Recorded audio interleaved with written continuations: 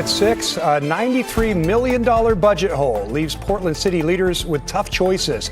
A detailed look at what was put on the chopping block today. Plus, a man accused of recording a woman in a mall dressing room surrenders to police a day after his face goes public. And caught on camera the moment a tree fell onto a police officer's car in last weekend's windstorm, and how they were able to walk away.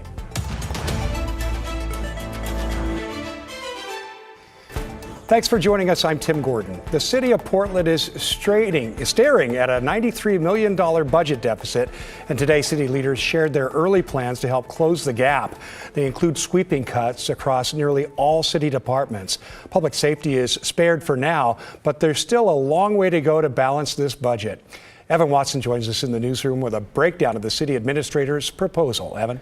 Yeah, Tim, the budget recommendations include a reduction of more than 270 city jobs. That doesn't necessarily mean layoffs. Some of them are vacant positions, but nearly 100 transportation jobs could be cut, for example. A $93 million budget gap for Portland's general fund includes new spending, like Mayor Keith Wilson's proposal to spend $28 million on new overnight homeless shelters and day centers. The city blames falling property and business tax revenue, inflation, expiring pandemic-era funds, and overtime and healthcare costs for its budget problems. City Administrator Michael Jordan is proposing cuts across the board, which could include eliminating parks programs, closing a community center, and reduced repairs for roads and sidewalks. The cuts currently don't affect police, fire, 911, and Portland's street response. Jordan said he knows public safety is a priority for the community, so he left that out. But the proposal still leaves tens of millions for the mayor and council to fill somehow. To be fair, there's still a $57 million gap. And part of the way to fill that gap might be a discussion about public safety. And there aren't really any good choices here, okay? Unique to this budget cycle, Portland is just starting a new form of government. So that makes it easier to consider another path forward: consolidation. Jordan said the city has a lot of internal services overlap in areas like communications and HR. We also talked with Councilmember Eric Zimmerman, the chair of the Finance Committee, who told us the city now needs to create a city employee model that fits this new system of government. We have some natural alignments and right sizing for this government that haven't happened yet. The public saw how crazy this government got, right, in terms of its growth over the last many decades. And so that right sizing has only happened so far at the elected level. Now it is time for it to happen at the entire city department levels. As with any budget cycle, this is an early plan that can change. Portland is planning on getting money from the state legislature that could help reduce the shortfall. Instead of presenting a fully balanced budget today, Jordan said he's leaving it open-ended and highly encouraging community feedback at upcoming listening sessions in March and April. Did the city administrator share how likely or even necessary it would be to cut public safety programs to ultimately balance this budget? Yeah, that's a good question. I asked him directly about that. With $57 million outstanding after these proposed cuts, public safety seems to be the only big money option left if you're looking just at reductions. Jordan told me he recognized that and said, look, it's an option to be discussed, leaving that big and contentious question to the mayor and city council. All right, so more to do here. So what's the next big deadline in this process? Yeah, the mayor needs to present a balanced budget in May following community hearings, and then the city council will vote on that budget proposal. All right, great reporting, Evan. Thanks very much. And Blair Best is tracking the impact of these proposed budget cuts, from workforce layoffs to the city's homeless response. Team coverage continues at 6:30 on The Story, only here on KGW. In your headlines now, Beaverton police have identified the victim of Thursday's homicide as 83-year-old Marina Dye, and her husband is now charged in her murder. Officers went out to the victim's home on Southwest Steel Way just after 5 last night for a welfare check. That's when they arrested 76-year-old Jose Lito Dye. He's now in jail for murder and unlawful use of a weapon. Well, this afternoon, the suspect accused of murdering a man in Fairview last weekend made his first court appearance since his arrest. 31-year-old Deming Oakleaf is accused of fatally shooting 38-year-old Roman Shulashov. Shulashov's wife called police last Saturday night, saying her husband left their home near Fairview Lake and never came back. His body was found nearby the next day. Oakleaf has pleaded not guilty to charges of second-degree murder and unlawful use of a weapon. He's being held without bail and is due back in court on March 10th. A man who allegedly hijacked a TriMet bus at gunpoint last month will stay behind bars until trial. Hosea Chambers appeared before a Multnomah County judge this afternoon for a preventative detention hearing. Chambers waived his rights to the hearing before the proceedings started. So prosecutors say Chambers was waving a gun and firing off rounds at Northwest 5th and Gleason on January 29th. At one point, he hopped on a bus and allegedly held the bus operator at gunpoint, forcing him to drive around the block. The driver was eventually able to get off that bus safely. Chambers was taken into custody after an hours-long standoff. A Portland father and his teenage daughter are in the hospital after they were seriously hurt in a snowmobiling accident in Central Oregon. It happened late Thursday morning west of Bend, not far from Mount Bachelor. The Deschutes County Sheriff says the 51-year-old man and his 14-year-old daughter were riding a rental snowmobile when it crashed into a tree. A search and rescue team found the pair and used a snowambulance to go in and get them out to the road. The father was airlifted to a Bend hospital while the girl was taken by ambulance. Matt?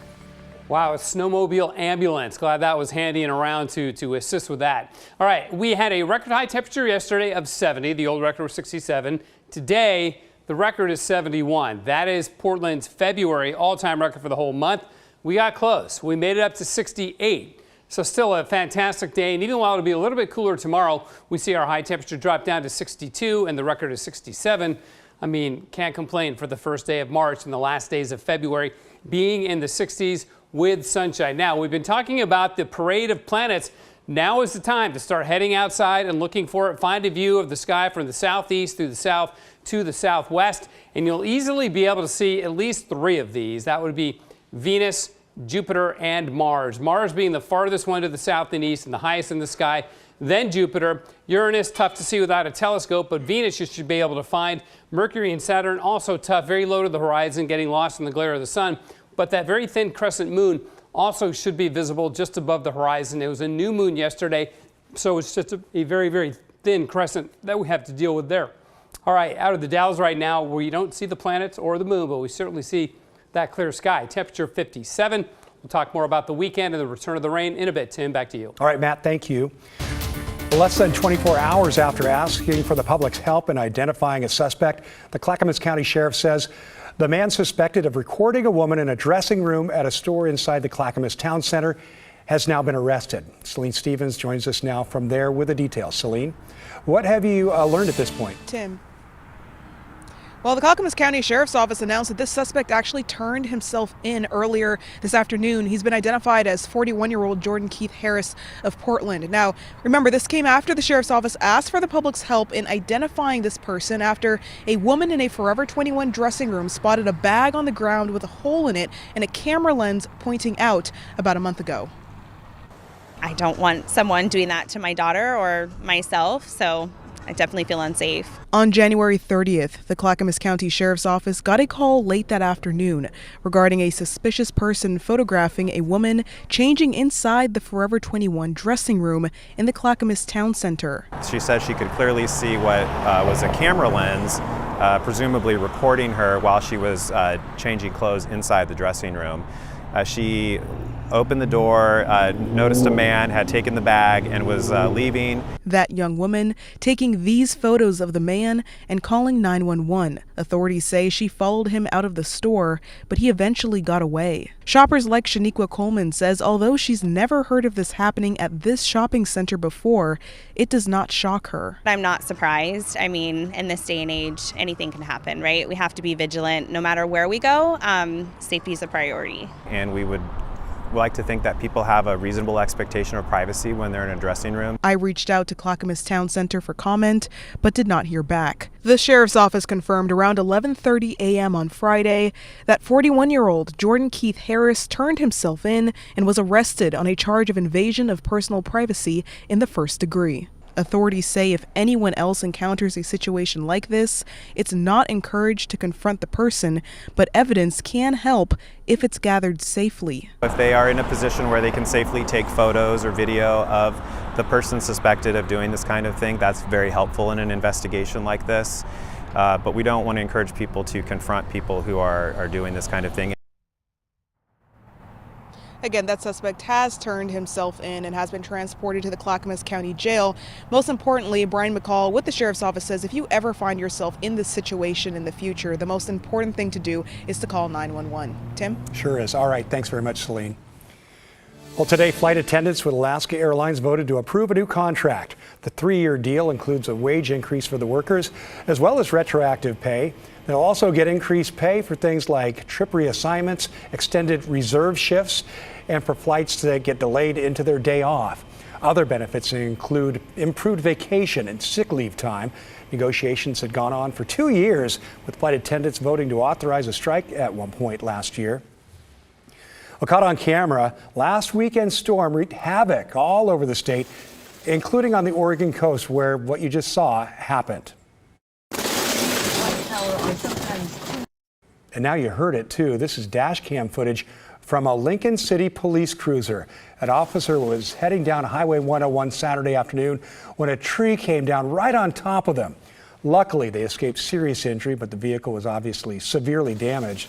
Another vehicle, an oncoming vehicle, received some minor damage, but that driver was unhurt.